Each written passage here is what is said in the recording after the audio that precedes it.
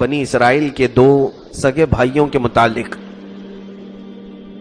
دو سگے بھائی تھے، اس میں سے ایک کافر تھا، ایک ایمان والا تھا. ایک اللہ کی عبادت کرتا تھا صبح شام، اور دوسرا تھا کہ وہ بتوں کی پوجا کرتا تھا. لیکن دونوں کے مال میں بڑا فرق تھا. یہ بہت عبرت والی چیز ہے. دونوں مچھلیاں پکڑنے کا کام کرتے تھے. مچھلیاں پکڑنے کے لیے جب سمندر میں جال ڈالتے، اس کافر کی جال میں سینکڑوں مچھلیاں آتی تھی، اور اس مومن کی جال میں ایک یا دو مچھلیاں آتی تھی. کبھی جال میں مچھلی نہیں آتی. وہی دو مچھلی لے کر کے شام میں بیچ کر گھر آتا تو کبھی 1 درہم ملتا تھا، کبھی آدھا درہم ملتا، اور اس کے ہاں سینکڑوں درہم. گھر بھی عالی شان، اور اس کے ہاں کھانوں کے طرح طرح طبق سجتے تھے، اور یہ فاقہ کشی میں زندگی گزارتا تھا. ایمان والا تھا. بہت سارے لوگ کہتے ہیں نا، ہم تو نماز پڑھتے ہیں پھر بھی ہمارے پاس کچھ بھی نہیں ہے. کیا تم نماز کچھ بھی حاصل کرنے کے لیے پڑھتے ہو یا اللہ کی رضا کے لیے پڑھتے ہو؟ اگر تمہارے دل میں یہ ہے کہ میں نماز اس لیے پڑھ رہا ہوں کہ مالدار ہو جاؤں، تو پھر تم تو سودا کرنے کے لیے آ رہے ہو. عزیزان گرامی، رب تبارک و تعالیٰ دے تو بھی اس کے لیے سجدہ ہے، نہ دے تو بھی اسی کی عبادت ہے. ہم نے کہا لا الہ الا اللہ، اللہ کے سوا کوئی معبود نہیں. اب وہ مومن روزانہ کی یہ کیفیت دیکھتا رہا. اس کی بیوی نے ایک دن دیکھا اپنے یعنی شوہر کے بھائی کی عورت کو پورے زیور میں ملبوس اور عمدہ لباس پہنی ہوئی، وہ اپنے گھر کے باغیچے میں ٹہل رہی تھی. اس کو بڑی حسرت ہوئی، اور اس کے جسم پر پھٹے پرانے کپڑے تھے، کچھ بھی نہیں تھا.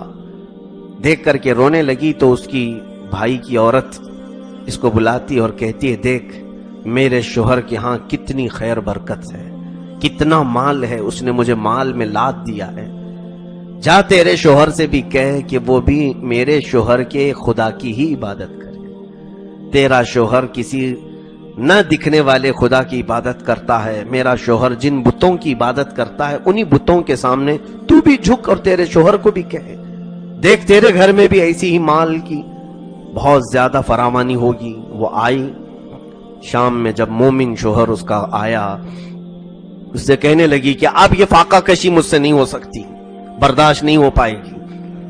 ایک کام کرو، تم مجھے طلاق دے دو، میں نکلتی ہوں. یا تو پھر میری دوسری شرط یہ ہے کہ تمہارا بھائی جس خدا کی عبادت کرتا ہے تم بھی اسی کی عبادت کرو. اس ایمان والے نے کہا، ہائے افسوس، ایمان کے بعد تو کفر کی کیسی باتیں کر رہی ہے. ایمان تیرے دل میں آیا ہے اور تجھے اللہ نے ہدایت دی، پھر کفر کی طرف لوٹنے کی کیسی بات کر رہی.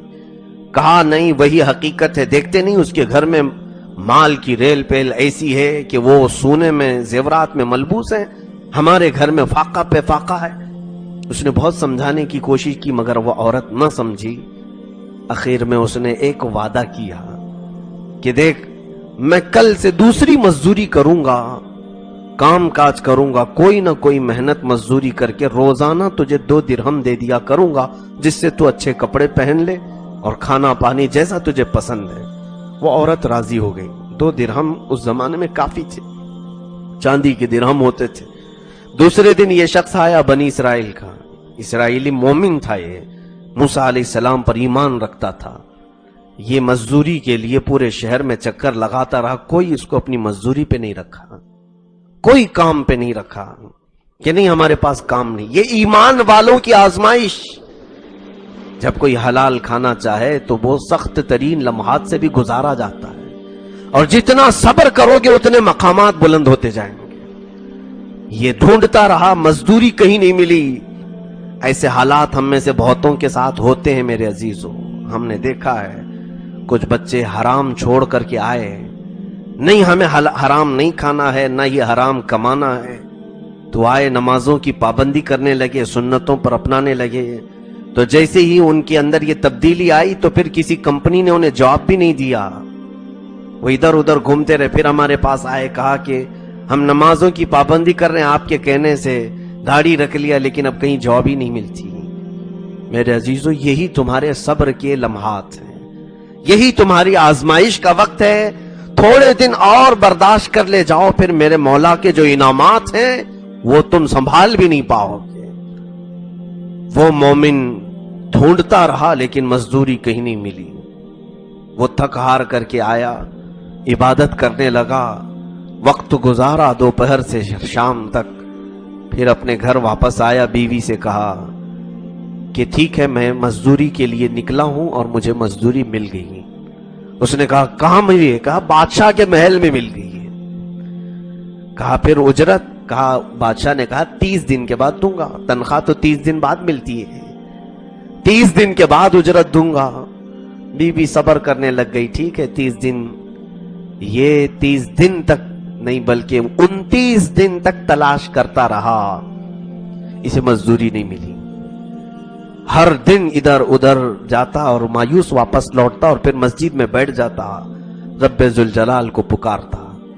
30ویں دن ایسا ہوا کہ ایک یہودی شخص اس سے ملاقات ہوئی. وہ بڑھئی کا کام کرتا تھا, لکڑیوں کا کام. اس بندے نے کہا اس یہودی سے کہ تو دیکھنے میں بڑا اچھا انسان لگتا ہے, کیا تو مجھے مزدوری پہ رکھ لے گا؟ اس یہودی نے کہا ہاں میں مزدوری پہ رکھ لوں گا, ایک شرط ہے, تنخواہ تو میں دے دوں گا لیکن کھانا پانی میرے گھر میں نہیں ملے گا. ہاں ٹھیک ہے. 30ویں دن اس نے اس یہودی کے گھر میں مزدوری کر لی, کام کاج لگ گیا, نوکری لگ گئی. وہ شام میں اس کو روزانہ کی تنخواہ کی بات ہوئی تھی. اب وہ روزانہ جو تنخواہ دینے والا تھا یہودی, وہ تنخواہ دینے کی بات ابھی چلی رہی ہے.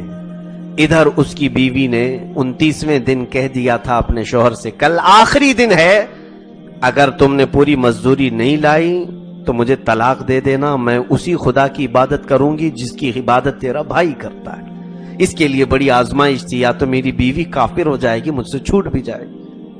شام کے وقت کیا دیکھ رہے ہیں کہ اس کی بیوی اکیلی گھر میں ہے. ایک خادم آیا, دروازہ کھٹکھٹایا اور کہا کہ اے خاتون یہ اجرت ہے تیرے شوہر کی.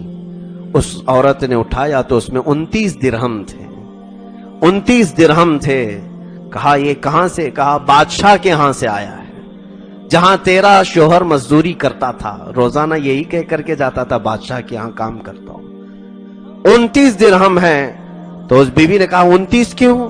کہا اس لیے کہ تیرا شوہر ہمارے بادشاہ کے پاس 29 دن کام کیا, آج اس نے دوسری جگہ نوکری کر لی, آج ہمارے ہاں ہوتا تو آج 30 پورے اسے دیے جاتے.